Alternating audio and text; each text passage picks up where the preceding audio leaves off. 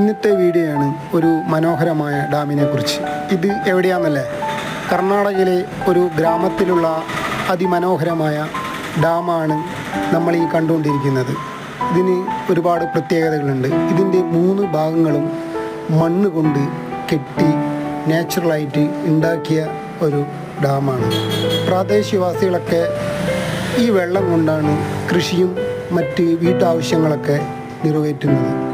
ബാക്കി നമ്മൾ ഈ വീഡിയോയിൽ കാണാം.